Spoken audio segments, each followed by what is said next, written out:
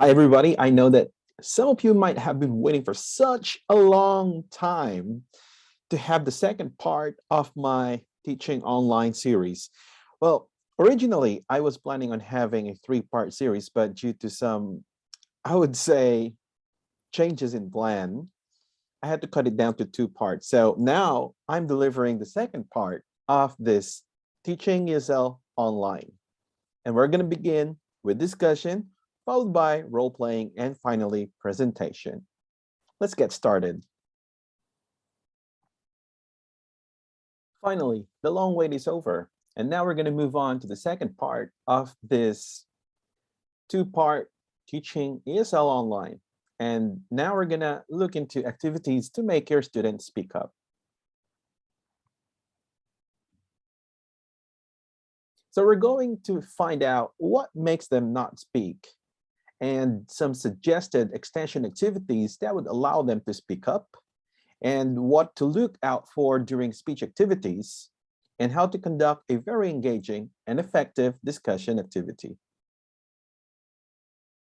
Now, this is very important for all of us ESL teachers to know if you're teaching Chinese students, especially for those who are new to teaching ESL to Chinese students. You might be wondering why they're not really eager to speak up. Well, there are some few reasons. First, student doesn't know what to say. Just simply means that they lack vocabulary. They have very limited vocabulary. They just don't know how to express their ideas clearly or effectively, which means they don't know how to say it. Even, there are some students who have very wide or extensive vocabulary. They still cannot speak well simply because they don't know how to say it. They don't know how to use these words in sentences, or they're just afraid of making mistakes. Just remember, Chinese culture has what they call it as face culture. They don't want to lose face by making mistakes. And that makes them anxious or hesitant to speak up. So don't be overwhelmed. Don't feel frustrated if you are doing your best to make students speak up. Try to understand what are the reasons why they don't speak. So here are some suggested extension activities that you can use in your online classes for them to speak up. First, 20 questions. I believe that you know these very well. It's very typical among ESL teachers, and it's very fun to use it for beginners and even intermediate. For example, you're talking about, let's say, weather. And in these 20 questions, you can come up with an idea that would make the students ask you yes or no questions in a way that they're guessing what you have in mind. So for example, going back to the topic, weather, and then you write down on a sheet of paper.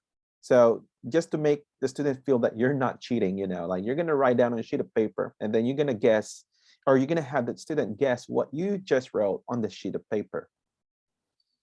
So for instance, student can ask something like, is it a sunny day? Do we see sunshine? Do we see clouds? And then all you have to do is to answer yes or no. Here, you're helping them come up with very simple sentences, or I would say questions. And it's a good way for them to get started with asking questions. Next is picture telling or pecha kucha. And this is absolutely fun because you're making the students more interactive, and at the same time, you're challenging their critical thinking skills. If you're going to show a picture, you can have the student make a short presentation or probably a very short description. You can have the student describe what's the story behind that picture. So this is a very good way for them to speak up.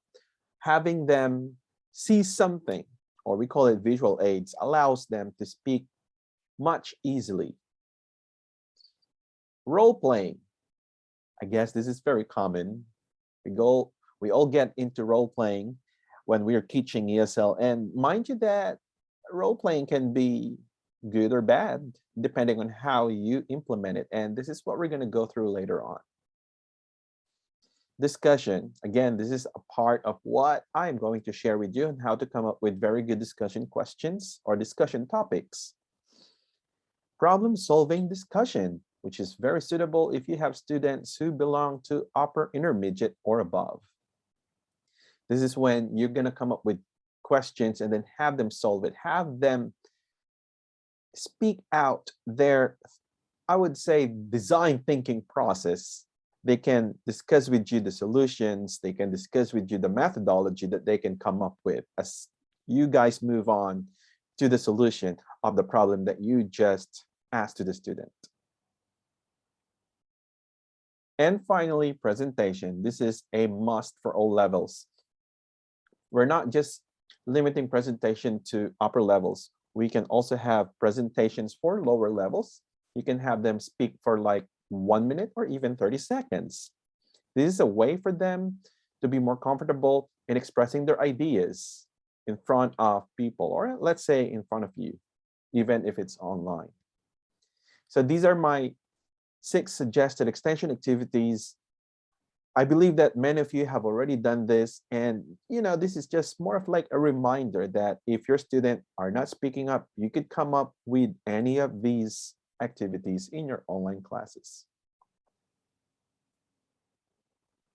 This is an example of picture telling, and you notice that I have here some STEM sentences.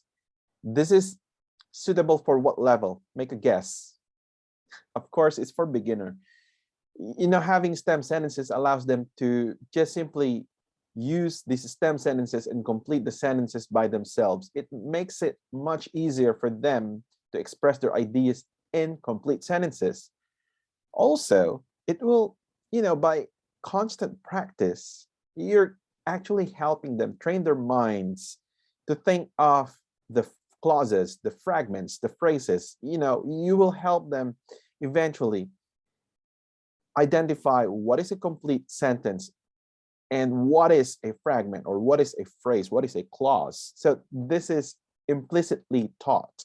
So it's very good that for beginners, it's very good that you come up with STEM sentences so that it will not be too difficult for them to make a complete sentence as you do this picture telling activity. You can even have these kind of pictures as, I would say, as your materials, and you can ask the students what these are.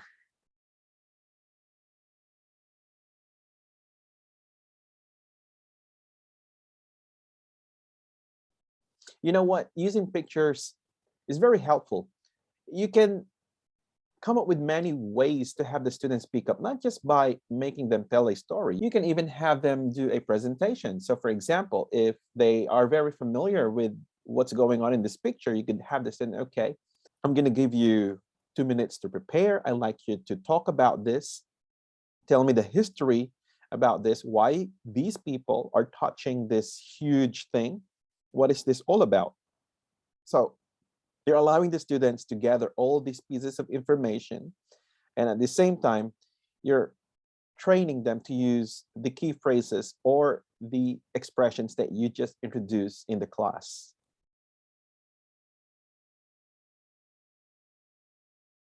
All right, so that's all about the extension activities. And now we're going to look into the common mistakes by many Chinese students. It's also a good way for us to better understand why they're making such mistakes and how we can effectively address these concerns.